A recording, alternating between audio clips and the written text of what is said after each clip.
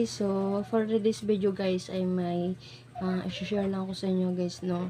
So kay may nag-chat sa ako no, nag-PM na ano daw nagkaroon man daw kuno kog ads sa YT na wa pa man daw ko ma-monetize. Inod lang guys, bago ko kabaw no kay kanang baguhan na ko diri sa social media, so kanang nabigla ra pud ko sa ako ang nakitaan sa akong YT nang nagkaroon dayon og kanang ads na 200 plus pa lang ako ang subscriber. So guys, nasunod ko na siguro yung dalawang policy ni YT no sa community guidelines. Una guys, may tinatawag tayo na videos that are advertisers friendly.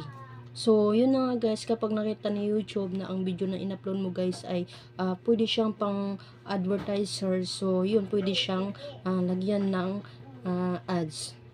So, pangalawa guys, videos that followers the community guidelines. So, yung nag-follow ka ng community guidelines tapos wala kang nilabag guys kahit anong community guidelines. So, sa video mo, managani guys no, kanang sa mga wala pa po naka-ako sa subscribes ko, mag-subscribe na tapos ako na pong i-promote ang ako ang Facebook page, Wonder Amy Vlogs, tapos ang akong pinakang main talaga guys no sa Facebook kay Amy B. Rosiliosa guys no.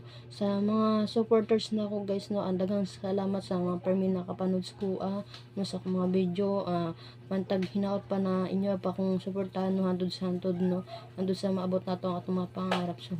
So mao lang to guys no, daghang kayo salamat sa mga akong subscribers na permit nanood sa akong mga video no. So kanang sa mga dili pa nakapag kanang subscribe sa ko, mag-subscribe na mo kay kanang aron madagan ang atong ads.